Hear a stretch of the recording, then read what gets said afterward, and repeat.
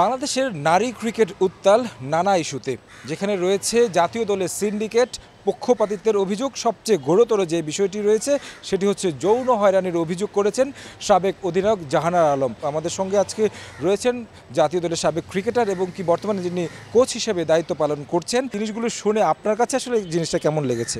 Cricket খেলতে আসা, যে কোনো একটা মেয়ের স্বপ্নের জন্য খেলতে আসা, তার স্বপ্ন বাস্তবায়নের জন্য খেলতে আসা, সেইখানে খেলতে এসে যদি এই ধরনের আচরণের শিকার হতে হয় একটা মেয়েকে, তো এটা সত্যিই আমাদের ক্রিকেটের জন্য এবং বিশেষ করে আমাদের ওমেন্স ক্রিকেটের জন্য খুবই দুঃখের এবং হতাশার। কোচ হিসাবে কখনোই একটা মেয়েকে বলি না যে ক্রিকেট খেলতে আয়।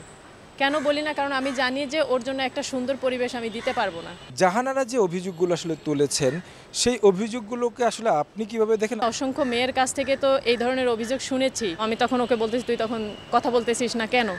আপু বলবো কাকে বলবো? আমাকে তো অলরেডি হুমকি ধামকি দিয়ে আমার মুখ বন্ধ করে দেওয়া হচ্ছে। আর আমি বলতে গেলে আমাকে বলতেছে তোমার ক্যারিয়ার থাকবে না। এইখানে ধরেন আমাদের বিভাগের যিনি কোচ হিসাবে আছেন, তারপরে আমাদের খেলাঘরের যিনি কোচ আছেন রুহুল আমিন স্যার, তারপরে মনে করেন কি যে আন্ডার 19-এর যে সজল স্যার, ওনার নামও উঠে আসছে। তো ওনাদের সম্পর্কে এরকম অভিযোগ নিয়মিত আসছে আমার কাছে।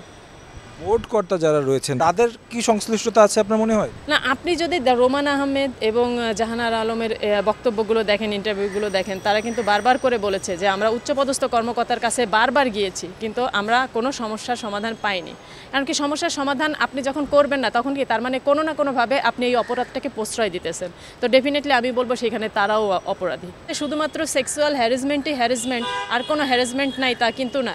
ফাহিম স্যারের ওইখানে গিয়েছিলাম অ্যাজ এ কোচ হিসাবে আমাকে কাজ করতে দেওয়ার সুযোগে। বিকেএসপির হয়ে বিকেএসপির কোচদেরকে টানা, বিকেএসপি হয়ে বিকেএসপির প্লেয়ারদেরকে টানা, এই কোরাম অবশ্যই ভেঙে দেওয়া উচিত। Minu madam as a chairman হিসাবে যখন ছিলেন, উনি সরে যাওয়ার পর থেকে যত পুরুষ এখানে আসছে, তখন থেকেই এগুলো শুরু হয়ে গেছে। ওমেন উইংসের একজন অফিসিয়াল পর্যন্ত একটা ন্যাশনাল টিমের প্লেয়ারের সঙ্গে দুর্ব্যবহার করে। রাষ্ট্রীয়ভাবে আপনাদের কোনো দাবি আছে কিনা, বা তদন্ত সংক্রান্ত সব কিছু মিলিয়ে?